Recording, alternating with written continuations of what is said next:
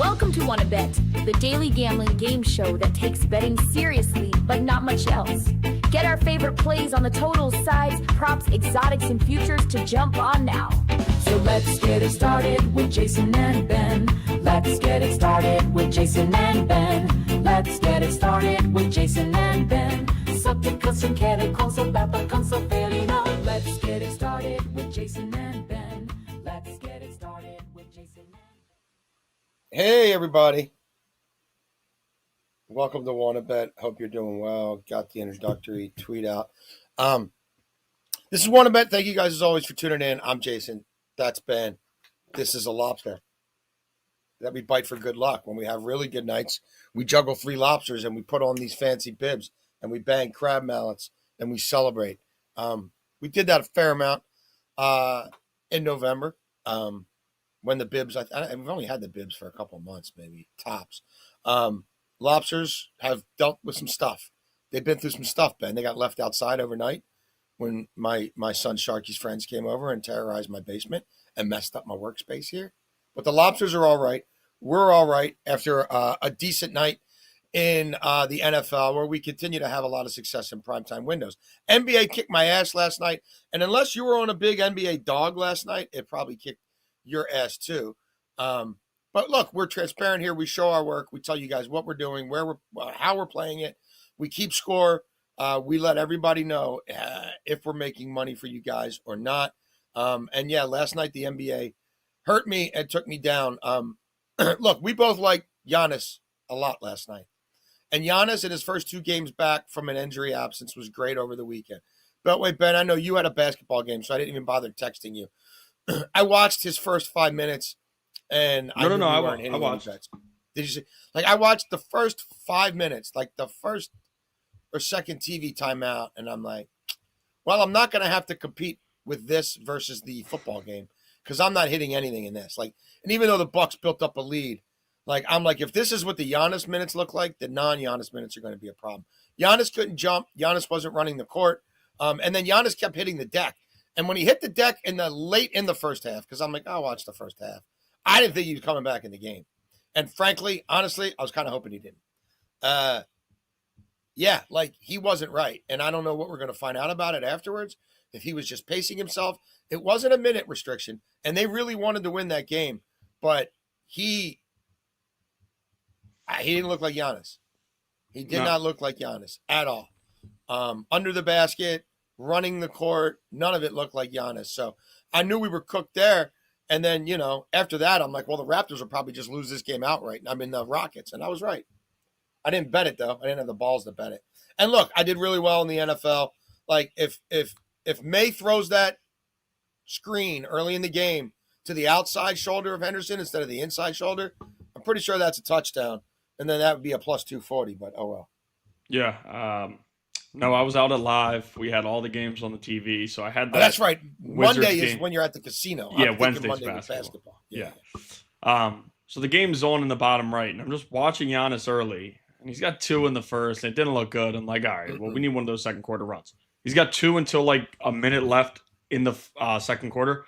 Then he grabs one on a cheapie, and then grabs a free throw rebound, his own miss, and I'm like, maybe it's one of those nights where we get a little lucky. Turns out, no. He actually did grab 3 in the final 2 minutes of the game. But if you would have been a little bit more aggressive all game, it wouldn't have been a sweat. You would have easily cashed for us. So there was definitely something wrong there. And then in the NFL game, finishing a few yards short of the Patriots rushing yards. And I think if Travion got more snaps than Ramondre, I would have cashed that. But again, I figured that Ramondre was going to get some snaps. That's why I gave out rushing yards, because I thought both guys could eat.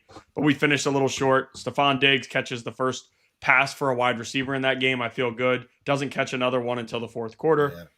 And then Batazi cashes over 4.5, but did not get us the plus money cash, so we pushed there. We did cash our NFL parlay, and we split on our NBA parlay. So it wasn't a good night at all, but I'm confident. I have a feeling that one of those hot streaks is coming. We had it weeks ago. It's been a while since I've been able to put the bibs on because of a great, spectacular night.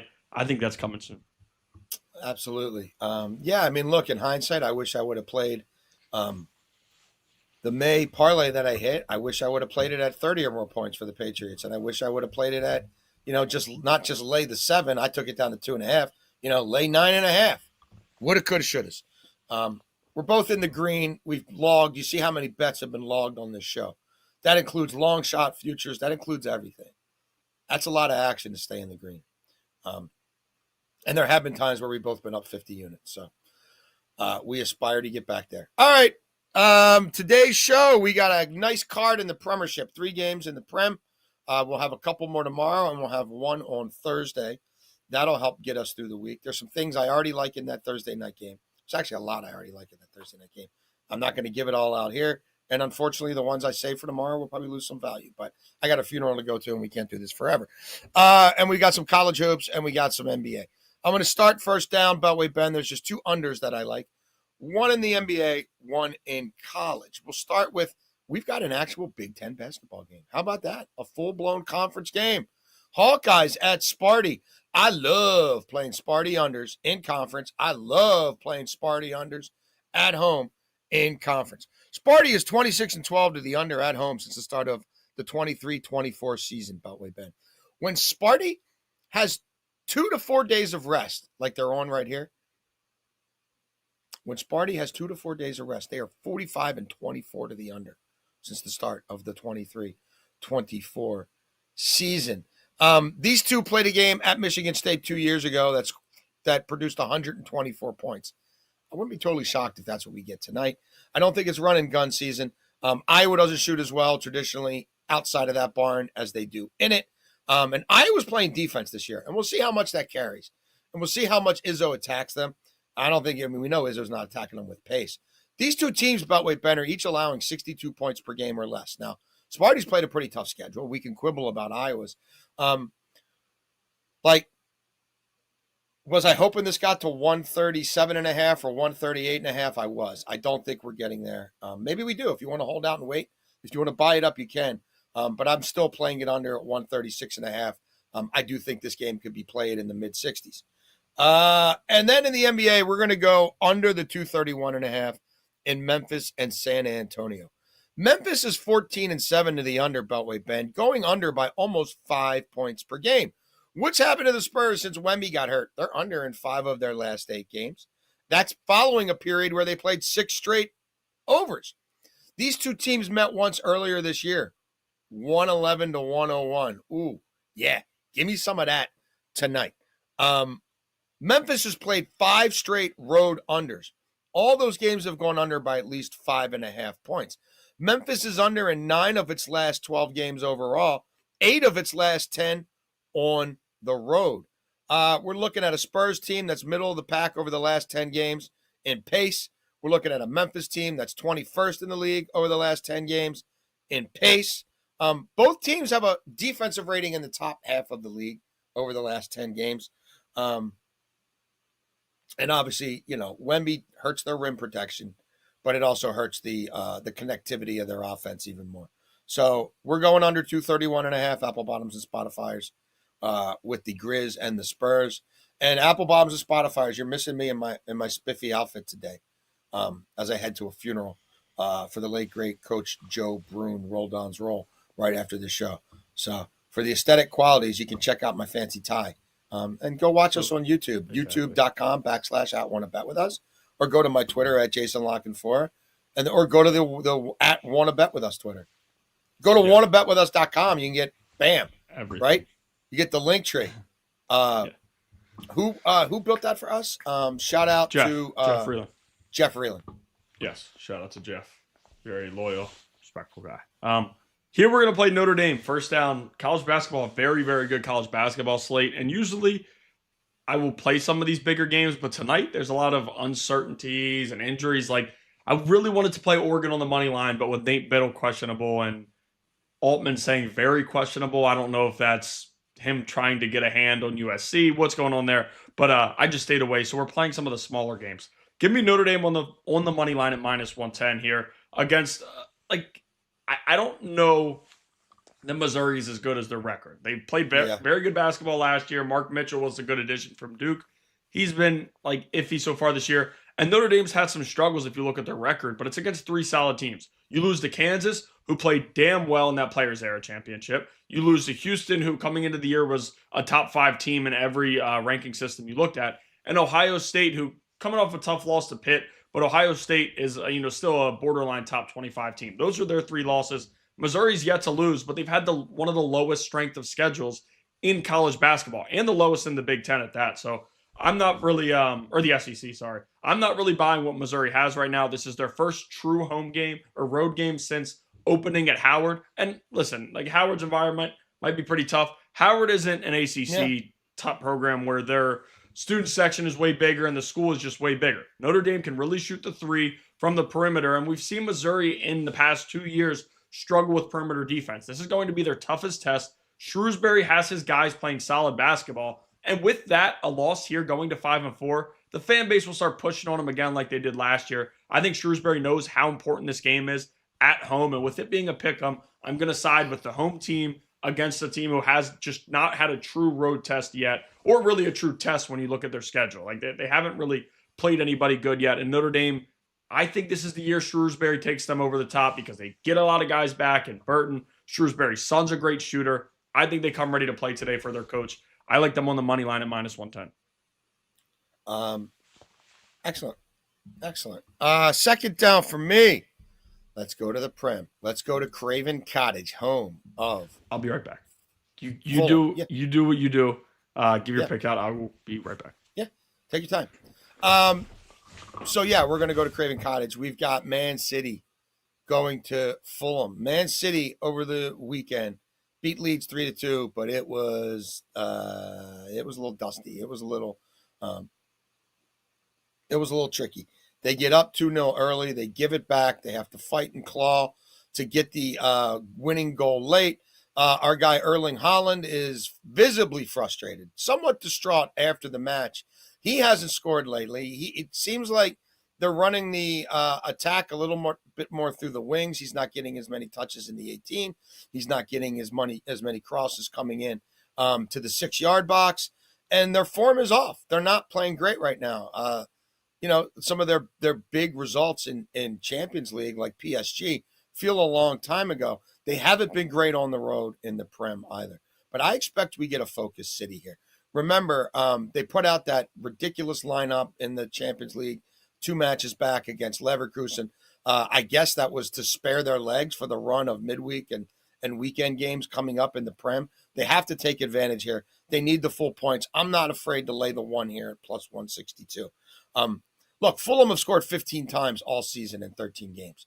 Man City has scored 27 times. If Man City scores early here and they get up 2-0 on these guys, even on the road, like they did Leeds, I don't see them conceding a bunch of goals, and I don't see Fulham having enough attacking options to penetrate what has been a little bit of a leaky Man City defense lately.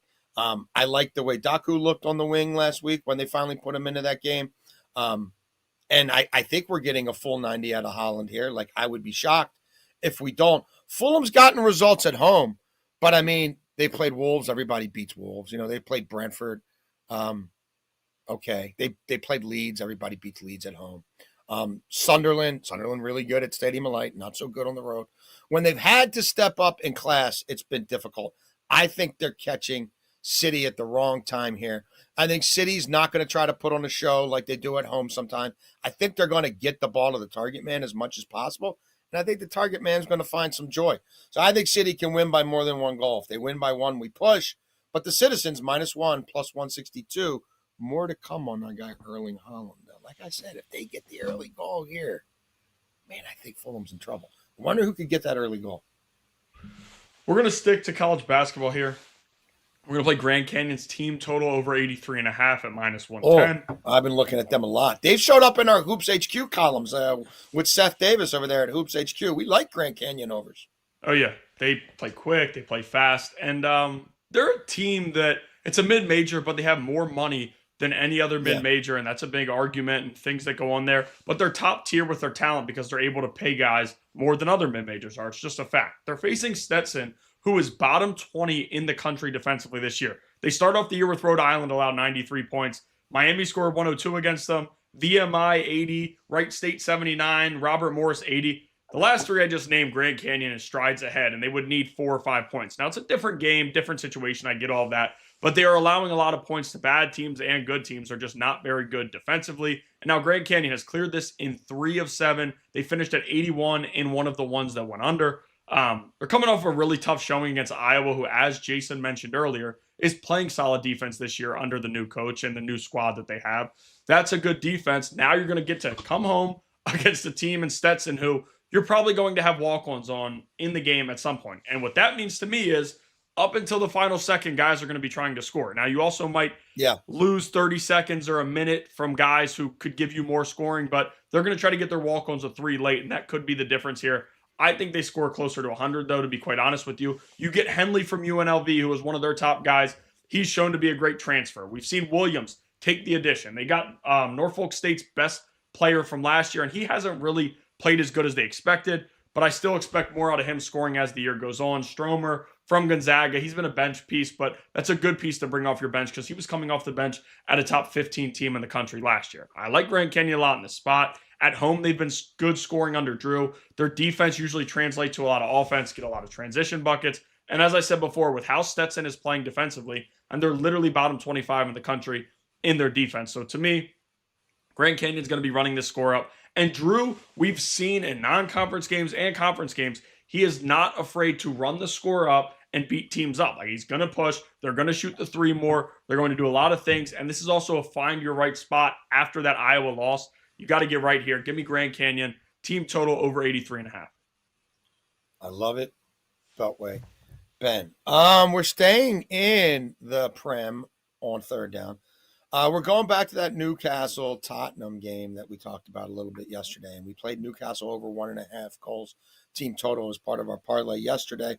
And look, there's some games where we try to get sexy and we reach. I won't even say reach. We evaluate and see strong plus money probabilities.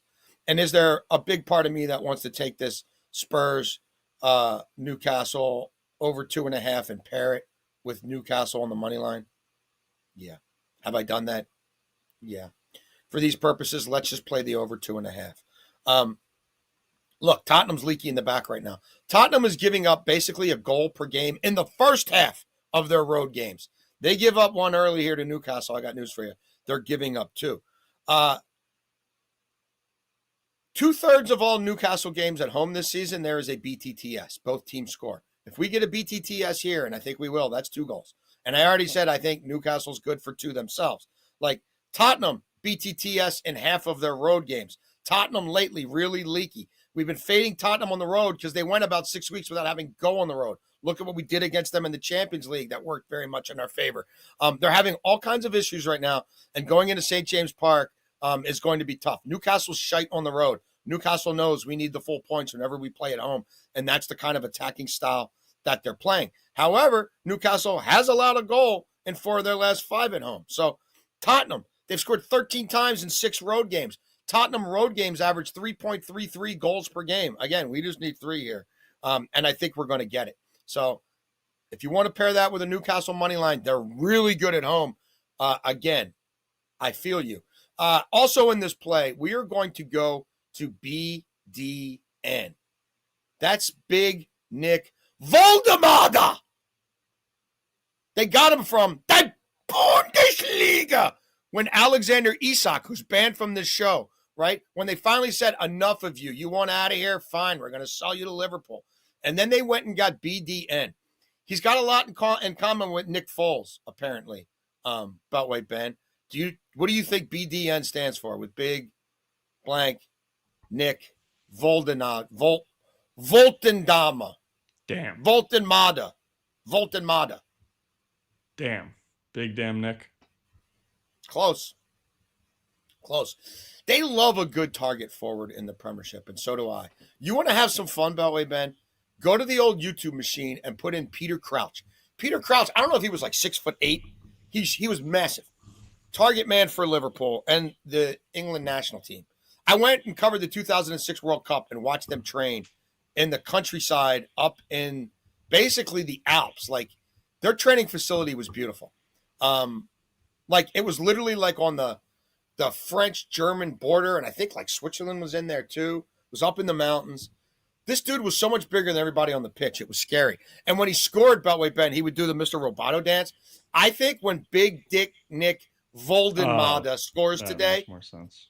I think when he does that today, he should do the Mr. Roboto dance in honor of Peter Crouch. Also, Duncan Ferguson. I'm not an Everton guy, but I used to love Duncan Ferguson just standing in the box and boom, head ball, boom, head ball. Big Dick Nick can do that as well. So I like watching him play, Beltway Ben, and he's been in pretty good form, right? So, like, and we know that Tottenham's been leaky and especially leaky on the road. So I'm like, what happens if I look at what do the advanced metrics think of BDN? Because I like watching him play, and I thought he's one of the few guys creating chances for German national team during a qualifying process in which they were not good and cost us some money. And he has scored 3 times at home, and he has scored 5 times in 10 matches. Alexander Isak might not score 5 times all year. So what do the advanced numbers say? 0.51 expected goals per game, Beltway Ben, 97th percentile of all Premiership players. 0.57 expected goals per 90 minutes played.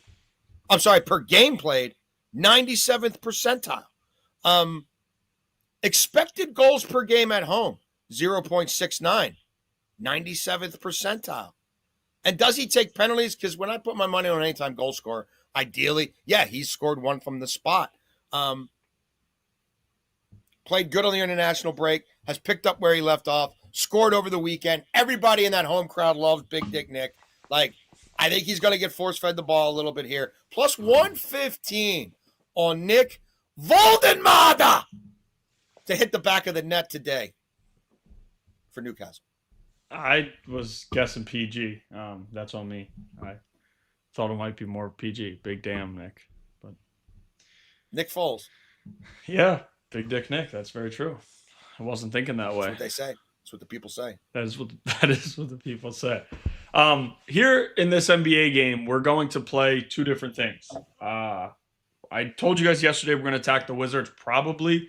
I didn't know how we were going to do it until late last night, where I figured I'm going to play Paul George 10-plus points 2 different ways. First, we'll put him in with Marvin Bagley, 6-plus rebounds. Paul George 10-plus points, which you can get at minus 142. Some juice there. And then we'll also play just a Paul George parlay, Paul George 10-plus points, and 4-plus rebounds, minus 123. There's probably not many people who dislike Paul George as much as I do. I'll just be quite honest with you. I think he's a terrible person. However, I will take his prop for me to cash here tonight. This guy is, I mean, I was calling out the trade in real time. When they did it, a lot of Sixers fans are trying to tell everybody how good of an addition is, and it just really hasn't been. But this year he's playing fine, and it seems that he knows he's not what he used to be. I used to be a diehard Paul George fan, by the way. But he's not. I figured there was, did he do something to you? Did he spit on me. you like you went to watch him play and he threw a loose ball at your head during warm-ups or something? Not to me. I just I've heard a lot of stuff that he's done, and I'm not a fan of what he's done. We'll talk about it off air. Yeah. Allegedly. Yes, right. Just doesn't seem like a good person. But he's playing good basketball for now. And 10-plus points has been something he's cleared in all but 1 game since returning. He's questionable, but I fully expect him to play. With Embiid out, it's going to have to be him, Maxey, and a few others. And Maxey, since Paul George's return, has not been chucking the way he was before. Paul George slows things down, and he's a vet, and he has been an NBA All-Star for a ton of years, and he has been a respectable scorer. So guys on that Sixers team know to get him the ball and kind of let him work out. Now, the rebounds, yesterday we talked about it with Giannis. Could he have grabbed 15-plus? Absolutely. But he hung out around the three-point line. And as much of it was him, because we talked about watching it, it was him stretching out, but the Wizards were doing everything they could to drag him away from the basket. And if Drummond plays tonight, that will be what they do with him. They're going to try to drag him out and make other guys pack it in. Paul George has also cleared this in all but 1 game since returning. And when he does, he usually grabs like around 6, because I was considering throwing his regular rebounds in, but we just played it at 4 to be safe. I think he's going to be aggressive on the glass. The minutes restriction is slowly going away. He's playing more and more minutes per game. Put these together, get us a minus 123. And then the other play, I talked about Bagley. Like, Sarr is out for a second straight game. We saw Bagley grab 9 boards last night. The Sixers are playing quick. They're shooting a lot of threes, giving Bagley a lot of opportunities to grab boards. 6 rebounds should not be an issue, given the fact that Sarr is out. And Vucevic, great game last night, by the way. Vucevic, best game as a Wizard, probably. But he's not coming in taking Bagley's minutes. Bagley, they're going to probably try to flip. Bagley played his ass off. He did. Dude, when George started hitting the boards last night and Giannis is hanging out at the arc, I'm like, I got no shot. Yeah. No shot.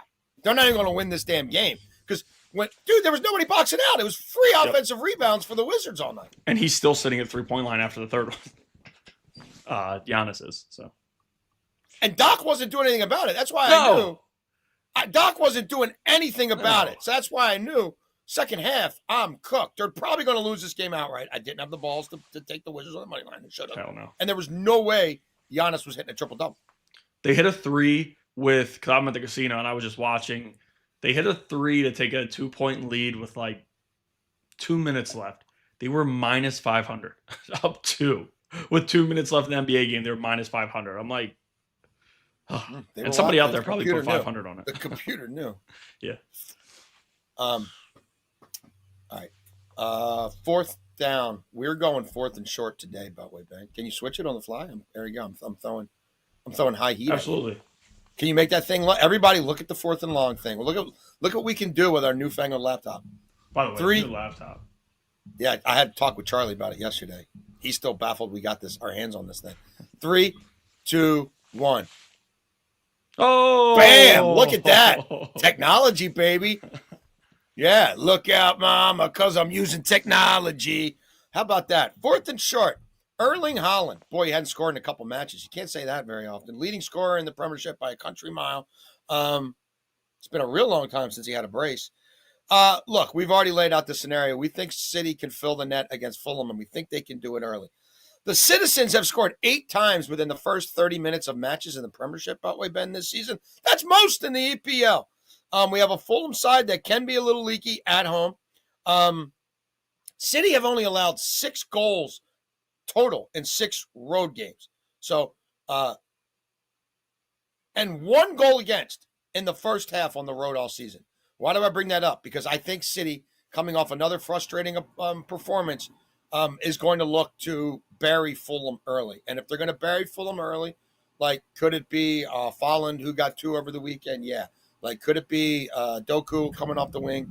Yeah. But I think it's time to get Haaland feeling good about himself again. He takes the penalties. He scores with his head. He scores with his feet. He scores off set pieces. He scores outside the 18. He checks every box for me that you would want in a bona fide elite striker. City have also scored 5 times in the first half on the road in 6 games. So it's not like they don't ever score in the first half on the road. Fulham's got to try to keep this as a clean sheet as long as possible. I don't see Fulham sending numbers into the attack early. If this is 0-0 at the half, I think the Cottagers are calling that a win. City's got to get one early. And I'm going with, now you're getting like, for a guy who scores this much, they're now giving you value on him. Like, you're finding, it's like in football, like 2 years ago when Hurts was getting anytime touchdowns all the time. And like, then he wouldn't score for 2 weeks and it would come down to like minus 175. And like, you would jump on it because you're like, it's going to be minus 250 again when he scores this week. That's where we are with Haaland. You want to just play Haaland anytime goal by itself? I think you could still get that around minus 150. Last I checked early this morning. We're going to take him to score first in this match at plus 260. I like how our things are aligned. It's like if you asked AI to like reproduce our logo, I think that's what it would look like. Because like AI pictures have like, you got 3 thumbs and like 2 pinkies. You know what I mean? Yeah. There's always something that's just a little. It would be like Wanna Betete. That's true. No, that is right? Very good point. Don't you think? Yeah. That's a very good point. We didn't get any action. Nobody wanted anything to do with our alternative logo. Somebody commented. Hold up, I have the comment. Let me pull it up real quick. I know we're in a rush. I checked the Gmail pretty late last night. I chugged the NyQuil. I was sick as a dog yesterday. Somebody commented. I didn't see anything in the email. Sean Keehan commented, JLC, I'm an old guy like you, but I'm pretty sure that Ben hates all your alternative logo suggestions. Yeah, but it's for the people. But it's not just the police, Ben. It's the. You hated I think he thought I hated it because I was very quiet. Like, I didn't hate it. I think it could grow on you a little bit. I think we could spice it up a little bit more. Our logo. Well, here's the thing. I was thinking about it. I don't think I could just put that logo back into AI and say make it look like Motley Crue. Like, I think it has to be, I think a human. You know what I mean? Like, I think this is where we spend a couple $100 and we put money in a human's pocket and let a human do it. But I was thinking, try with our help. Yeah, I mean, I was thinking like Def Leppard, like the logo from like On Through the Night, like that font, Def Leppard. Like I was also thinking Iron Maiden, like an Iron Maiden font would be pretty cool. The kids like Iron Maiden. I see kids wearing Iron Maiden shirts all the time who have no idea what Iron Maiden is. They just like the font and they like, Eddie, like the monster Eddie. You've seen an Iron Maiden shirt in your life. Not that caught my eyes. I guarantee you. I probably have, but not that caught my eyes. Usually when I see those rock shirts, I'm like, I could care less about what they're talking. And I'd love to know what Iron Maiden makes a year on merchandising from people who have no idea who they are and have never bought an Iron Maiden album. Well, do they have one of those dealership? Because Spencer's, that place where people go and buy all that crazy stuff. But like, there's also like bands who have their stuff in there. People will just buy it. They have no idea who the music is, but as you said, they just like it. I think I would bet Iron Maiden and the Misfits sell more merch. And the Misfits haven't put an album out since 1983. Well, the real Misfits. I'm not counting the stuff with the Michael guy, the fake lead singer. Not a fan of him. No, like Bury Her Bones or whatever. No, I'm not counting that iteration of it. But like the Glenn Danzig Misfits haven't put anything out since 82 or 83. Earth AD, I think, was 82 or 83. Anyway, they sell, dude, I guarantee you in those stores, in those malls, if you went to one of those stores and were like, what are your 10 highest selling t-shirts and what are the ages of the people who buy them? It would be all people aged like 12 to 18. And I bet who have never heard Iron Maiden, never heard Misfits. And I bet they're top 10 sellers for them.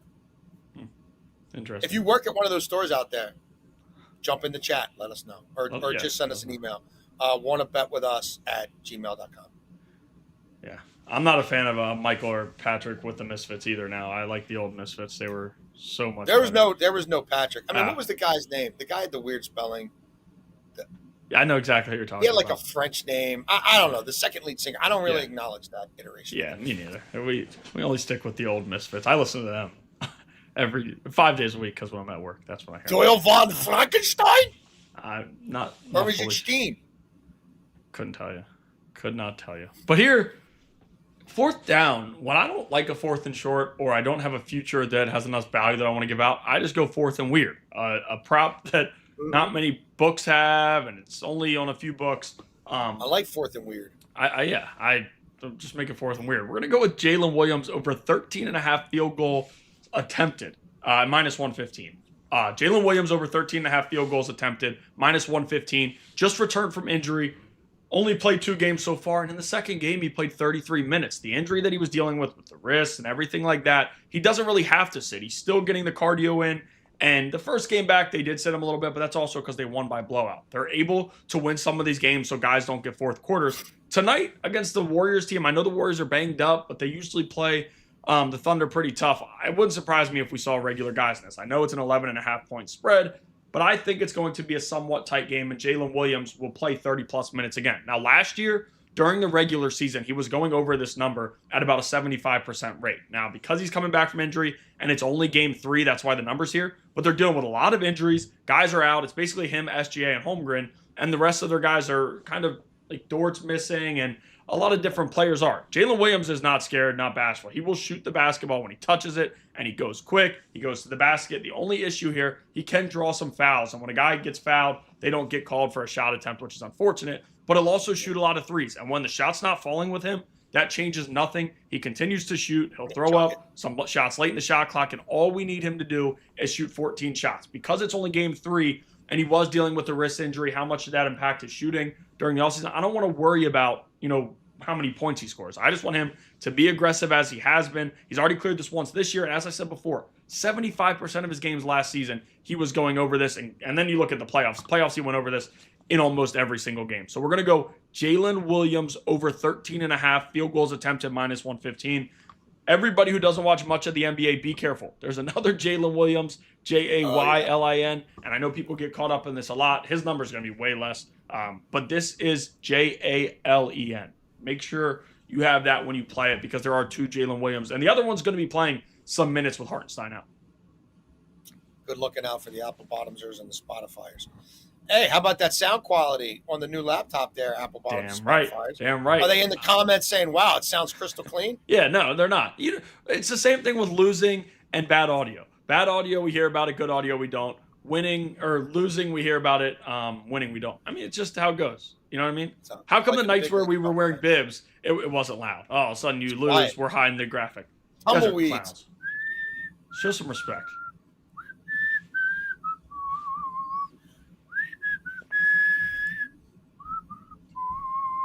Yeah. There are a few. I won't say everybody because we do have a lot of loyal. No, I know.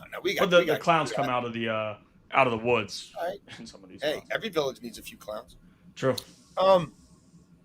Overtime, we're getting on the Thursday night football game early. I fade Dallas religiously. Made a lot of money over the years fading Dallas. Love fading Dallas futures. Love fading Jerry Jones in general. But you got to know when things have changed, and you've got to adapt.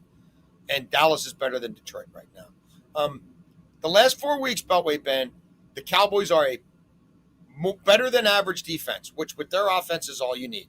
You can go back and run the numbers through week 8. They're allowing 404.6 yards per game.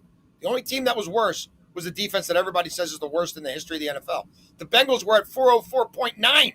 We're talking a third of a yard difference. That's how bad Dallas was. Dallas was giving up 5.5 a carry. Dallas was giving up 8 net yards per passing attempt. They were terrible across the board. They're hemorrhaging touchdowns. Since week 9, 82 rushing yards per game, 4.0 per carry, well above league average. Success rate, EPA, above league average. Quinnen Williams has made a difference. What has the presence of Quinnen Williams done for that defense? Go check the pressure rates that Clowney and Fowler are getting now since Williams came in. It's over 20%. So there's that. A Lions trashed offensive line where they try to bring Ragnow back on one leg and have to say bye-bye. Jared Goff in his own head without Ben Johnson and without Frank Ragnow and with a beat-up offensive line. The Lions never lose back-to-back games at home. That happened. The Lions never fail to cover back-to-back games at home. The Lions never fail to cover 2 in a row no matter where the games are playing. Hasn't happened in 54 games under Dan Campbell until Thanksgiving. Well, the Lions played on a Thursday, so this Thursday, they still have regular rest. Beltway Ben, who else has regular rest for this game? Dallas. Bingo. Beltway Ben's on it. I like Dallas here. I think Dallas can run on them. I think Dallas can throw on them. Oh, yeah, like Arnold's hurt again. So a bad defense is now down to shut down corner. And Hutchinson don't look right to me lately, and their pressure rates are plummeting. Are they going to be able to run for 250 yards under Gibbs? I mean, maybe that might be their best bet. But I still like the Cowpokes here. Oh, yeah, Detroit has also allowed 11 passing touchdowns in the last 4 games. They've allowed at least 2 passing touchdowns in 9 of the last 12 games. 3 or more passing touchdowns in 4 of their last 10. That's a pretty high rate. And that doesn't include Daniels, who threw 2 in the first half and would have had another one in him if he didn't get knocked out of the game. For Mariota? Is it Mariota now? Is that what we're going with? Only been doing it for how many years has he been doing that and didn't know? Oh, yeah. And the Lions are 3-4 in their last 7 games, and they're a below 500 team covering this year. Woo! Never thought that day would come. I used to bet Dan Campbell blindly.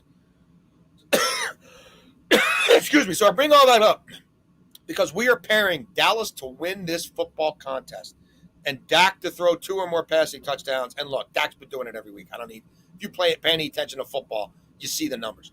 Dak 2 or more passing touchdowns. Cowpokes to win this game plus 215. Also, I only found this at this number at one place. It's Bet365. Dak 3 or more passing touchdowns plus 215. I couldn't find it above plus 180 anywhere else, and I looked at them all.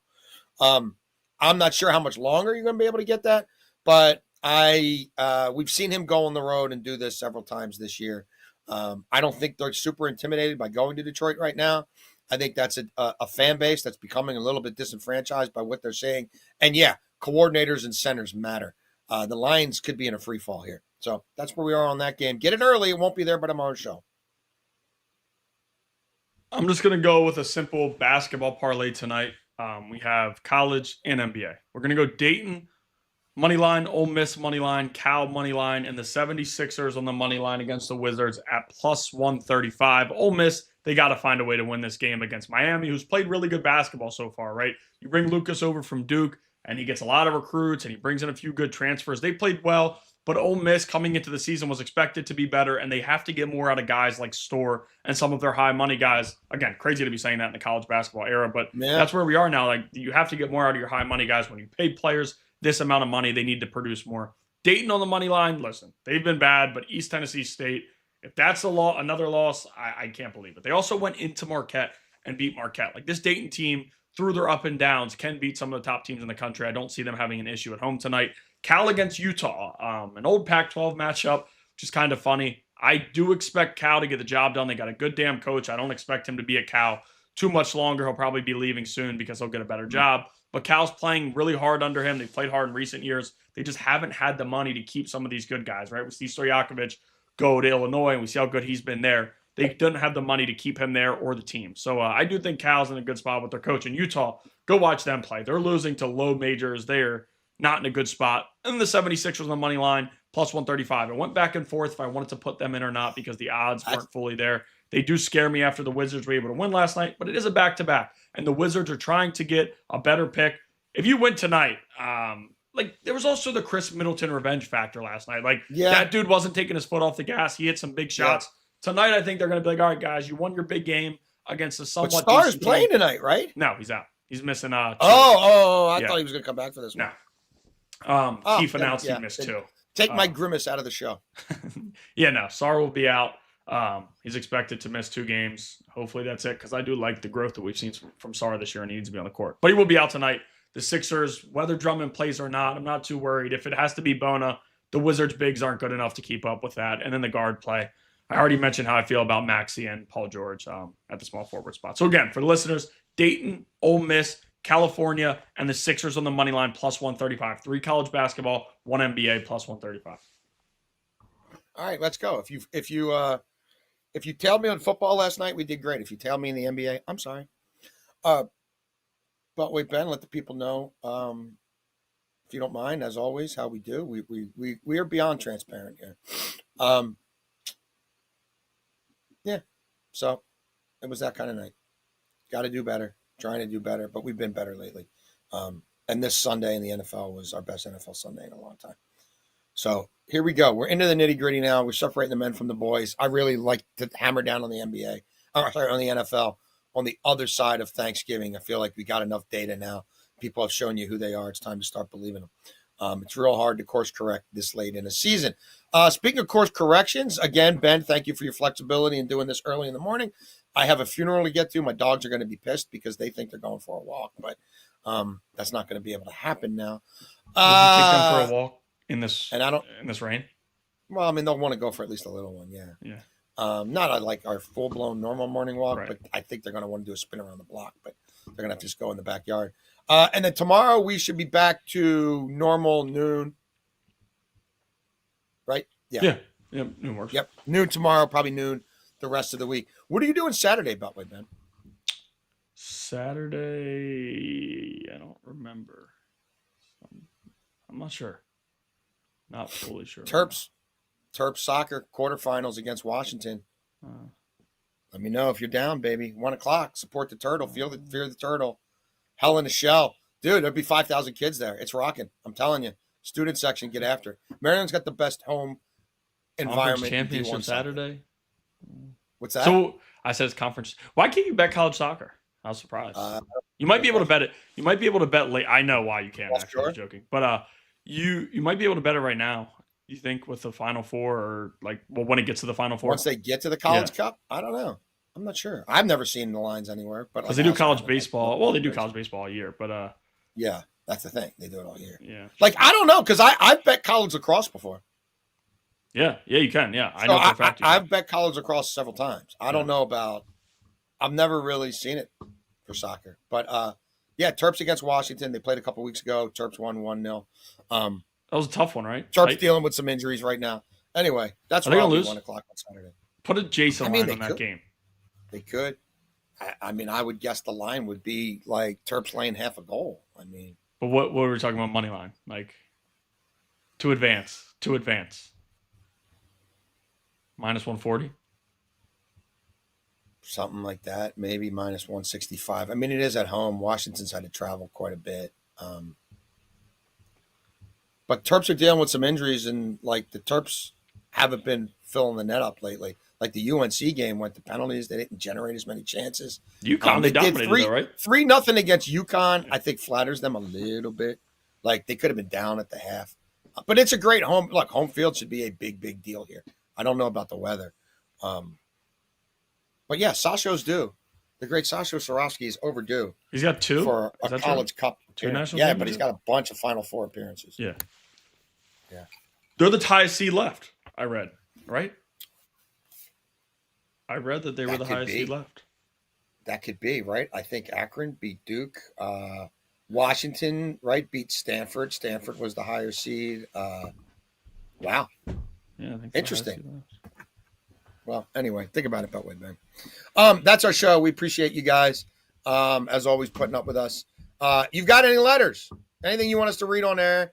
wannabetwithus@gmail.com. Mark Feinsand, I'm sorry. I still haven't gotten it in the mail, and it's probably not happening today either with this funeral, but I will get it to you. And I was wrong. That's it. We're out. I don't know if one of my kids stole a hoodie, but once I send this to Feinsand, we're done. We're out of hoodies. So we'll have to think about reloading. But we're going to have to, that'd be in the new year. That'd be after I pay taxes, and that maybe would be, with a couple sponsors coming on board. Absolutely. So anyway, that's the show. Thank you again, Ben, for doing this early. And we got some Prem to put on in the studio today. And we will see you guys tomorrow.